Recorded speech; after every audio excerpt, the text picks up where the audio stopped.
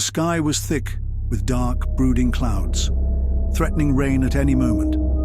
The forest surrounding Lake Whisperwood stretched endlessly, tall pines and twisted oaks standing sentinel over the tranquil water. It was the perfect secluded spot for a group of friends to skim the chaos of city life and find a bit of peace. Though tonight, peace was the last thing they'd find. The leader of the group, Bobby, a restless adventurer with a keen curiosity, had always been drawn to the woods, seeking solace in their quiet depths. His trusted companions were Sarah, a sharp-witted artist with a penchant for storytelling; Toby, a thrill-seeker obsessed with myths and legends of the loyal dog; Max, a retriever with a nose for trouble. They arrived late afternoon, the setting sun casting golden hues over the water as they set up their small camping site near the lake's edge. Bobby had brought his trusty fishing gear, an old but reliable rod handed down from his grandfather, and he was eager to try his luck. The group settled into a rhythm. Sarah sketched the changing colors of the sky. Toby regaled them with tales of legendary beasts supposedly lurking in the woods, and Max busily sniffed around, alert to every new scent. As the sun dipped below the horizon, Booby cast his line into the darkening water. As he waited, a strange, cracked, rustling sound echoed through the trees, and an unexplainable chill ran down their spines. Max growled low in his throat, eyes fixed on the shadows beyond the campfire's flickering light. Toby, ever the skeptic, chuckled nervously. "Probably just some raccoon," he said, though his voice wavered slightly. But then, a faint glow appeared, flickering like a distant lantern, moving rapidly through the trees. The friends exchanged uneasy glances. The glow grew brighter, then abruptly vanished. A sudden, violent splash shattered the silence, as if something was hurled into the water. Something large started moving through the tree line, thrashing wildly. Max barked fiercely, tugging on his leash as if sensing imminent danger. Sarah grabbed her sketchpad, eyes wide with worry. Toby instinctively reached for a flashlight, shining it into the darkening woods. From the shadows emerged a figure, tall, hairy, face obscured, with a menacing look. The figure moved quickly, ignoring their calls, heading straight for the camp. Panic erupted. The friends scrambled to gather their belongings. The figure was closing in despite their calls, eyes appearing momentarily through the gloom. Then, the figure suddenly stopped, turning back into the woods as if commanding an unseen presence. An unnatural silence followed.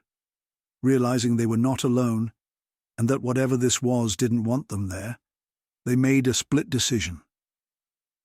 Max barked loudly as they hurried toward their camper van, fumbling to pack up their campsite in the pouring rain that had now started to fall. They sprinted through the muddy trail, the figure's fleeting shadow haunting every step.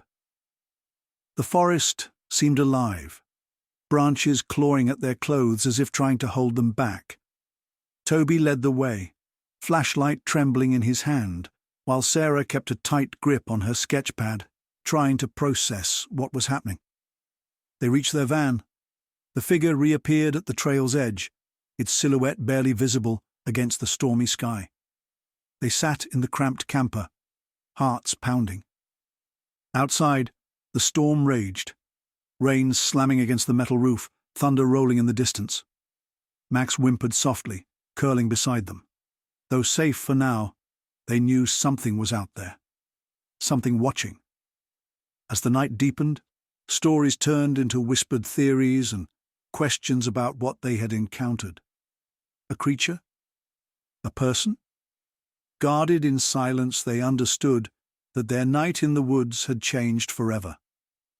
Whatever lurked in the shadows of Lake Whisperwood was still out there, waiting for the next curious soul to stumble into its domain. And they would never forget the fear that drove them to flee into the stormy night. The rain hammered down relentlessly, each drop echoing like 1,000 tiny drums on the thick canopy above. Thunder rolled across the sky, rattling the branches of towering pines that seemed to sway and groan in the tempest's fury. Somewhere deep in the wilderness, a small camper van sat silently amidst the storm, a fragile haven against the dark, relentless night. Inside, the faint glow of a flickering flashlight held by Toby painted flickering shadows on the walls. Bobby, Sarah, and Toby sat closely together on the bench seat, their faces illuminated by the dim light, but their eyes fixed anxiously on the rain-slicked windows. They had come miles away from civilization, just a quiet fishing trip, a simple getaway into the heart of the woods. But now something was stalking them. A low, guttural growl pierced the din of the rain. It came from somewhere outside, something large, feral. The dogs suddenly went silent, their usual barking replaced by a tense, trembling quiet that sent a shiver down everyone's spine. Bobby's hand instinctively reached for his rifle, steady but trembling, as he slowly stood, shoulders tense. His voice was low, almost a whisper. "Stay inside. I'll check it out."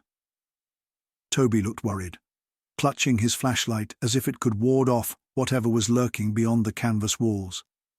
Sarah's face was pale, her breath shallow. They listened as Bob moved cautiously toward the door, every step filled with purpose and unease. He hesitated a moment before sliding the latch open.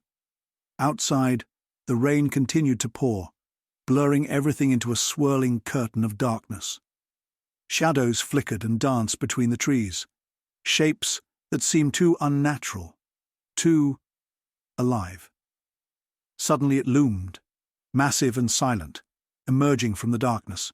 Its outline was grotesque, a towering figure cloaked in darkness, eyes glowing faintly, even beneath the storm. A chill ran through Bobby as he raised his rifle, finger tightening on the trigger.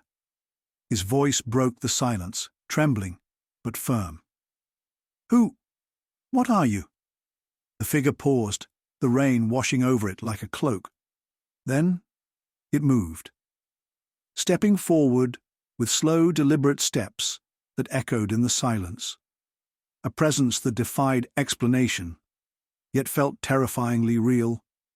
And in that moment, as the storm howled around them, they realized they weren't alone.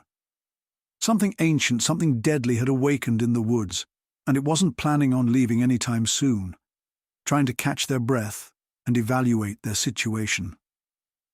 The rain stopped briefly, but an ominous quiet settled over. Then out of the shadows a figure stepped forward, staring directly at them. Dressed in camouflage hunting outfit resembling a walking bush, a man moved slowly, his face obscured by a hood. His voice was low but steady, carrying an air of authority. "Why did you run?" he asked, his gaze piercing through the dim light. "What were you so scared of?"